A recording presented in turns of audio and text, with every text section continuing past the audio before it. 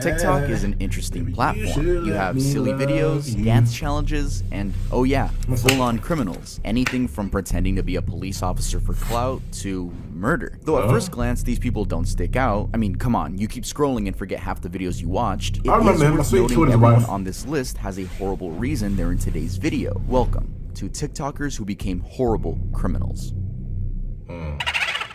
Hey guys, welcome back to another video. That's right, we did it. We hit a month of weekly uploads. Y'all thought I couldn't do it? I'm proving y'all wrong. Thank you guys so much for the support in the last video. We hit the trending tab here on YouTube. I love hitting the trending tab. Trending gaming is cool too, but we all know that's like the junior of the actual trending tab. So thank you guys so much. I honestly didn't think they would put a video with the word racist on trending, but hey, they did it. But I do have to tell y'all something. We finally have physical copies of ear candy, and every single one is signed. So we have the CDs right here and the cassette tapes. Same with the CDs. Bruh, it's so difficult to learn how to use a cassette. More. Oh yeah, they're gonna be available at earldoesn'texist.com. Anyway, now let's get started with the video. Claire Miller. We've actually spoken about this girl in the darkest TikTok iceberg, so if the story seems familiar, that's probably why. In a very bizarre case of cold-blooded murder, a girl told the police, quote, "I would have killed someone sooner if I knew I was gonna get McDonald's." The girl in question was Claire Miller, a 14-year-old 9th grade girl living with her parents and sister in Manheim Township, Pennsylvania. She made this statement after the police brought her breakfast a few hours after she was accused of stabbing and killing her 19-year-old sister, Helen. Claire, now age 16, used to look after her older sister Helen, who was wheelchair bound as she had cerebral palsy. Now, given her age and demeanor, you could probably mistake her for your average teenager on TikTok. She was a fairly known person on TikTok, going by the handle @spirits and such consulting. However, her TikTok account was not so average, as it now seems she had a dark side to her content. For example, in one video, she is seen singing along to the song, quote, "Don't Make Me Get Violent" by Carol's Daughter. The song is associated with the idea of wanting to hurt someone because they hurt you. The exact lyrics she sang along to were, "Don't make me get violent, I want my ring back, baby that's a diamond." Her account featured other similarly oriented sounds that you wouldn't think you know anything about. Then you find out this girl became a murderer, and you look back at these sounds and you're like, what did you mean by that? She also made another TikTok using the popular sound, like "I'm dead, you killed me, I am dead now." She also had a decent viewership with these videos, with one in particular getting as many as 1.8 million views. On the fateful night of February 22nd, 2021, Claire is said to have used a kitchen knife to stab her sister. When police arrived at the scene after being called to the home at around 1:08 a.m., they walked into Helen's bedroom to find her covered in a bloodied pillow and a knife lodged in her. On their way in, they had met Claire outside the house, wearing bloody pants and hands covered with blood. She was simply repeatedly saying, "I have stabbed my sister." The saddening part of the whole ordeal is that psychiatrists have suggested that she didn't knowingly engage in the act. Dr. Susan Rushing, her psychiatrist, why didn't the police just look at her TikToks and then put her in jail? Look at this shit. Why she has a camera like this? Who does that? Said she suffered from auditory hallucinations and thus heard voices. I can tell. On that specific night, she heard a voice is that telling blood her to in her slash her nose? own throat. Why is it black? While being held in a juvenile detention cell, a township police officer, Martin, testified in court that Claire did not appear upset or sad during the time that he watched her. Her demeanor since the killing has been a debatable issue, with other psychiatrists like Dr. John O'Brien saying he couldn't find any consistent demeanor that could be used to diagnose Claire. It's also terrifying that while in juvenile detention, Claire Miller said she Michael Myers'd her sister, which is fucking crazy to say. Jesus, it's like you're making a joke out of it. And the ongoing court proceedings will determine if she will be tried as an adult or as a minor.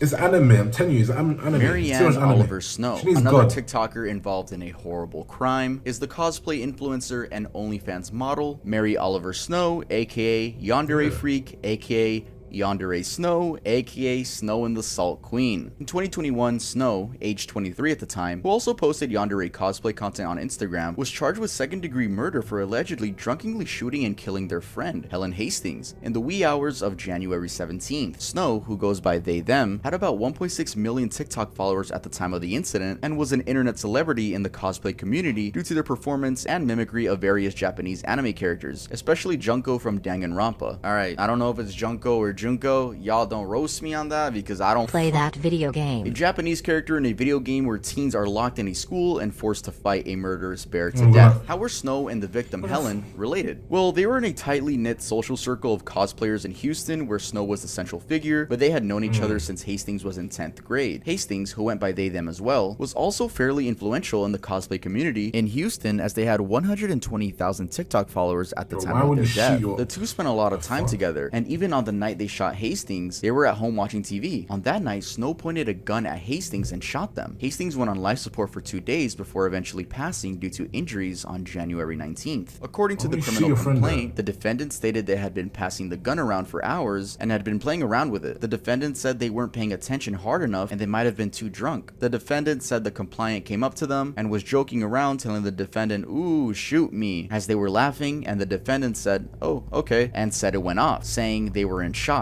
and that it was supposed to be empty. The defendant said they didn't load it and don't know how it went off. The defendant told their friend to call 911 as they moved the gun away from the complainant. The defendant told their friend to call 911, and the defendant also said that the 911 operator told them to place the gun back in its case. Hold on. Why did she throw it back like that?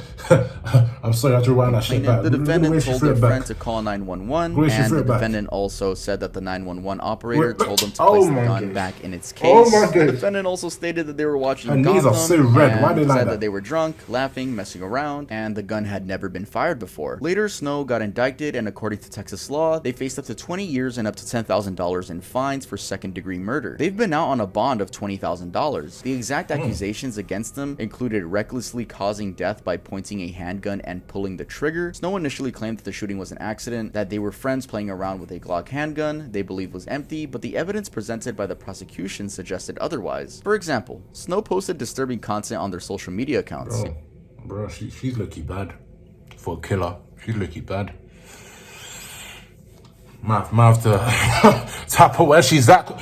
Including TikTok videos in which they pretended to harm themselves and Instagram posts with captions such as "blood is pretty." Their persona, yandere, is also disturbing as it derives inspiration from the anime meaning, which is a person that sometimes is affectionate and sometimes wants to kill you. Interestingly, Snow's case raised questions about the connection between violent content on social media and real-life violence. Some experts argued that exposure to violent content can desensitize people to violence and make them more likely to engage in violent behavior. This might just explain why Snow simply took a 3-week break from TikTok after the incident and went right back to posting her usual cosplay content. They, however, faced a lot of backlash for the insensitivity, especially after their video singing along to the audio, "Goodness, you're bleeding, what a wonderful feeling, you're down and you're pleading, my head is just reeling." So that goes to show, if you post edgy content on social media and, you know, that 0.0001% you accidentally kill someone, it's gonna be used against you. Yeah, I tried to find some 2023 updates on the case, but from my knowledge, he's still out on bail and the court cases are still ongoing.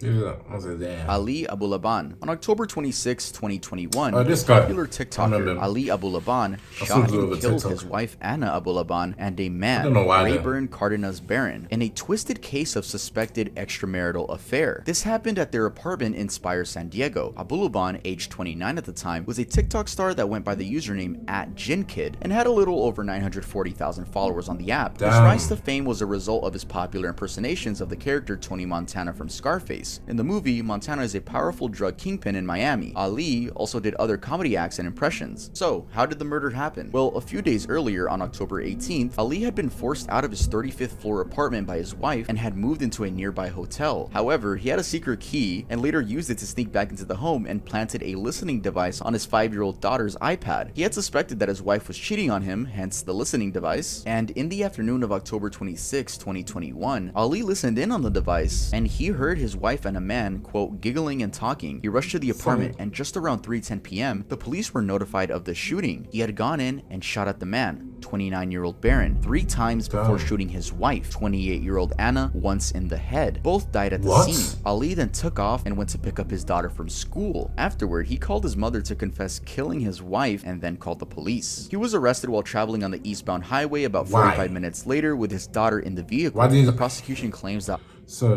So you're telling me, instead of talking it out with them, instead of going to your wife, telling her, "Why are you cheating on me, you bitch?" You kill both of them. You could have just headbutted her and then left. Then threw the ring away. Easy done. But you have to kill both of them because she cheated.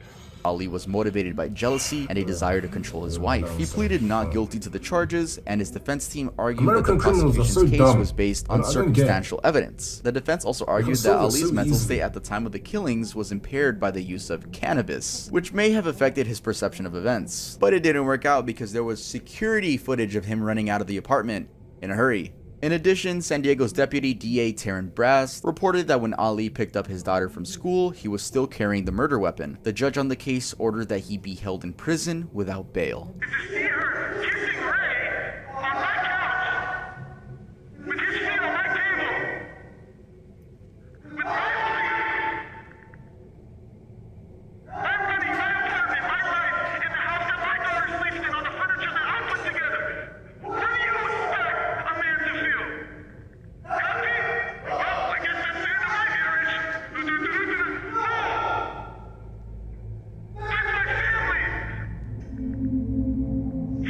Prosecutors say Ali. Mahek Bukhari. This next incident takes us to Leicestershire, where a still done terrible for killing road them, crash but led still, to like, you could have 22-year-old headbutt both TikTok of them. star It would be- Maybe Vlogs facing potential jail time for murder. Real name Bahek Bukhari. Maybe Vlogs is a well-known fashion influencer and equally outspoken Palestine supporter in the UK with about 128,000 TikTok followers and about 3.2 million likes. What did she do? Well, alongside her 45-year-old mother and 21-year-old friend, she is accused of having run 2 young men off the road and thus leading to their death. According to the police reports, on February 11th, 2022, at around 1:35 a.m., the 3 women, Maybe, her mom, and a friend, rammed into the vehicle that the young men were in, forcing it off the road on the A46 near the Six Hills Junction in Leicestershire. They had apparently been in a high-speed chase beforehand. The vehicle that the 2 young men were in was ripped into 2 pieces, killing them instantly. It's suspected that more than 2 vehicles were involved in the crime, and so an additional 2 men have been charged in the case since a gray Audi TT and a blue Seat Leo were captured going at equally high speeds near the collision at the time of the incident. It's not said, but it can be assumed that the girl was racing the other car with the other people that got charged as well. Though I don't know why you would be in a car racing with your mother next to you. Yeah, the case is still ongoing and is expected to be heard in September 2023, although Maybe and her accomplices made an appearance in court for a hearing on March 18th, 2023. In an earlier court hearing, a judge asked the trio if they knew they faced the, quote, most serious charge known to criminal law, and they answered yes. A bizarre aspect of this case, which also seems to be a thing with the disturbed TikTok influencers, is that Maybe posted a video almost making light of a similar situation. She made a satirical video in January 2022 in which she pretended to casually tell another person that she, quote, killed someone, and Shawn Mendes' It'll Be Okay played as the TikTok sound. She's also posted other controversial content on her social media accounts. In another recent TikTok posted by Maybe, a flashy car can be seen recklessly swerving around on a road. If you go to her account right now, it's still up and all the comments are disabled. Cameron Herron. This is another person we talked about in The Darkest TikTok Iceberg. By the way, you should watch that if you haven't. This next crime is interesting because the TikTok influencer behind it got even more famous and amassed new fans after it happened. The person of interest here is Cameron Herron, a TikTok star that was known for illegal street racing and his general love for cars. Aged 18 years old at the time, Herron got on the wrong side of the law after running over a mother, Jessica Reisinger-Rubino, 24 years old, and her daughter, who was just 21 months old. The accident happened on Bayshore Boulevard in Tampa, Florida, where Herron raced a friend who was 17 at the time. Herron had just gotten a new Ford Mustang GT as a gift from his parents, and as he was driving, he pulled up next to his friend at a stoplight. When it was their turn to go, they rapidly accelerated, and unfortunately, Herron lost control of his car. He swerved and hit Jessica, who was pushing her baby on a stroller on the waterfront sidewalk. The vehicle's diagnostics after the accident show the Mustang was doing 102 miles per hour before trying to brake. Bayshore Boulevard's zone speed limit was 45 miles an hour. Later on in 2021, Cameron Herron, age 21, pleaded guilty to vehicular homicide and was sentenced to 24 years in prison. He is serving time at the Graceville Correctional Facility in Florida. His friend Barano, who was in a Nissan Altima, also pled guilty and is serving a 6-year prison sentence. Herron's brother Tristan, who had been a passenger in the seat of the Mustang, had been charged with racing, but the charges were later dropped. As mentioned earlier, the interesting part of this case is that despite his conviction, Herron gained new fans fans on TikTok, and together with his existing followers, they started See, a girls like campaign you for his deserve jail release time with as well. hashtag Justice for Cameron. In 2021, the hashtag had over 26 million views, and his name, hashtag Cameron Herron, had over 1.8 billion views. Many argued that his sentence was too harsh and claimed that he was, quote, too cute to go to jail, with some terming him as cute, innocent, and brave. Jesus fucking Christ. Also, over 32,000 people signed a Change.org petition titled Demand for 24 Years Sentencing Judicial Review of an Unavoidable Traffic Accident, citing reasons, and one of them was the fact that the family of the victim got $6.4 million in compensation. Critics have pointed out that Cameron's actions resulted in the deaths of 2 innocent people, and his sentence is very appropriate given the severity of the crime. Though there's always going to be those weirdos on the internet that I guess like murderers to this degree. Whatever. Let's just move on. Jonte Collins and Eric Dodds. How about committing a murder with your partner, then going online to try to defend them, and then both of you end up getting arrested? Well, that was the case for TikTok and OnlyFans couple Jonte Collier and Eric Dodds, both aged 23 years old and living in Huntsville, Alabama as of 2022. The couple's rise to fame on TikTok was fueled by their pro-LGBTQ+ stance, and they had amassed over 800,000 followers. Their account primarily shared mini vlogs and life updates on what they did together. They were arrested and charged with the murder of Dakota Bradshaw in Georgia, which happened on August 1st, 2022. Collier was arrested on August 10th, and Dodds was later arrested on August 16th, 2022. Major Mike Freeman of the Walker County Sheriff's Office said he received reports of the shooting moments before witnesses put the couple at the scene. 417 East Peachtree Street, Rossville, Georgia. Witnesses said they saw a red truck and a blue Dodge Challenger leaving Bradshaw's home just after the shooting happened at around 1:17 p.m. The shooter was said to have gotten into the red truck. Bradshaw was found shot inside his home and later pronounced dead at a local hospital. Collier was arrested first after his home was raided by the police, and shortly after Collier's arrest, Dodds posted a video on their joint TikTok account claiming his partner's innocence. In the video, he says, quote, "No, he hasn't done anything wrong to no one. Y'all know John. John would not harm a soul. He's the most free-spirited, caring person that I know. He loves me even more than I love myself." End quote. He also made a GoFundMe campaign to raise money for his defense. However, just a few days later, Dodds was also arrested in connection with the murder. Collier was initially jailed in Alabama's Madison County before extradition to Walker County Jail. Dodds, on the other hand, was in Limestone County in Alabama and awaits extradition to Walker County Jail in Georgia too. So if they actually did it, we'll have to wait for the trial to continue. Okay. Chosen Terrell Hanna. Now, this was an interesting case where the dude got caught for robberies because he was wearing the same shoes he wore during the robbery on his TikTok account. They were customs.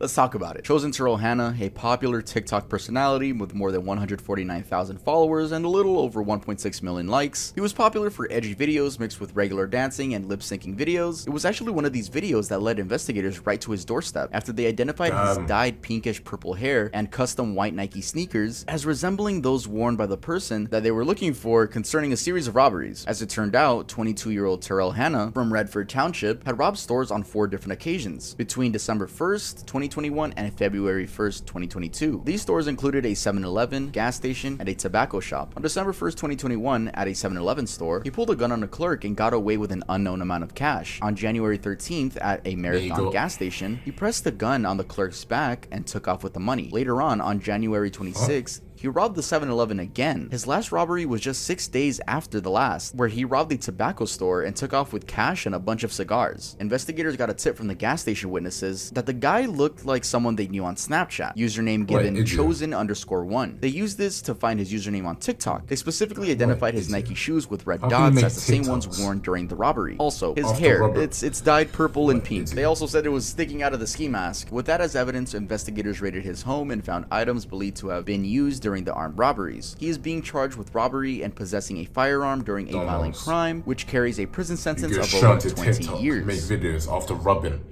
Haneen Hassam, an Egyptian TikTok star named Haneen Hassam, was arrested and sentenced in 2022 on human trafficking charges, though this case is controversial and you'll see why. Hassam at the time was a student and dabbled as a social media influencer, having over 1.3 million followers on TikTok. She was convicted despite her crime being one that sparked the interest of human rights activists. The activists argued that the charges were part of a crackdown on female social media influencers in Egypt, which was, quote, absurd, as these influencers were doing just what other influencers do every day. Hassam, alongside 11 other I don't know if female that's a social media film. That's a nice influencers, was ass part of a crackdown by Egyptian authorities for making content that, quote, violated the family principles and values upheld by Egyptian society. In her videos, she had been encouraging girls that were over 18 to post videos of themselves on a video sharing platform like Likey, where she said they could make money by going live. In one specific video, she told her followers that they could make over $3,000 by doing live broadcasts, but the authorities interpreted this as encouraging illicit online sex. She denied the charges, explaining that, quote, I've never said anything bad in my videos. I never said I wanted girls to do inappropriate things to earn money. I said respectable girls could earn money on social media, end quote. She was initially sentenced to 10 years in prison, but after global outrage from activists, her sentence was reduced to 3 years and a fine of $10,740. I'd like to read this tweet from My El Sadani. What does it mean for an Egyptian court to convict TikTok influencers Haneen Hassam and Mawada Al-Adam on human trafficking charges? It means they're criminalizing what influencers globally do every day when they invite others to work with them and monetize TikTok activity. I don't know if she was paid by Likey to promote their service, but it reminds me of when influencers were being paid to move to Triller. Do you guys remember that? That failed app which people only use to make snippets for songs now? It seems like Likey paid her. Again, this is no confirming, but it just reminded me of the situation, and I'm only connecting it. Maybe Likey probably paid her to promote the service, and then she was like, hey yo, you girls can probably make money over there by going live. It says here she said she was talking about 18-year-old girls, but when we're talking about the something that violates the family principles and values upheld by Egyptian society, that being a law, I think there's a lot of stuff that falls under that if the Egyptian, I guess, law just doesn't see eye to eye with you on it, they're gonna take you to jail. But again, I don't want to talk too much about religion, but as of today, yes, she is serving time in prison. Rael Simmons. Our last TikToker is Rael Simmons, a fairly influential Minnesota man who decided to impersonate a federal officer to his 10,000 TikTok followers. Aged 53, Rael Simmons from southern Minnesota was sentenced to 6 years in prison for pretending to be a federal officer on TikTok. He made a TikTok profile under the username Ray Reeves and presented himself as a federal agent to his followers. In the videos, he displayed and wore law enforcement gear, as well as showcased guns and badges despite never being employed by the U.S. Department of Homeland Security or sworn in as a law enforcement officer. His crafty scheme seemed to thrive as he gained more followers and only got stopped once a woman he dated tipped the police. After his home was raided, the investigators found a lot of deadly weapons, 8 firearms, a blasting cap, a detonating cord, assault rifles, silencers, and thousands of rounds of ammunition that were mostly unregistered. He also had body armor, badges, emblems, and documents to aid his fake persona. It was also surprising that he had a conviction in Colorado and thus was legally not allowed to possess any of the weaponry found at his home. He was charged with the impersonation and unlawful possession of firearms. He pleaded guilty to both charges and was sentenced to 6 years in prison and 3 years of supervised release. He got sentenced in 2022, which means he will be out in 2028 for pretending to be a police officer for clout points. That's a new one, guys. I had never heard of that. I've heard of impersonating maybe a U.S. Marine. I never heard of fucking impersonating a police officer. This one's definitely gonna fall under things I never thought I would have to research. That's gonna be the end of this video. Don't leave yet, because I see the graph. You guys always leave once I, stop. Let me say something really quick. It was my birthday on March 18th, so now I'm 21 years old. Happy birthday, but that is the dumbest thing I've ever so impersonating an officer. You got snitched on by your girl to the police for impersonating officers. I'm banging the girl. I'm banging her on the nose.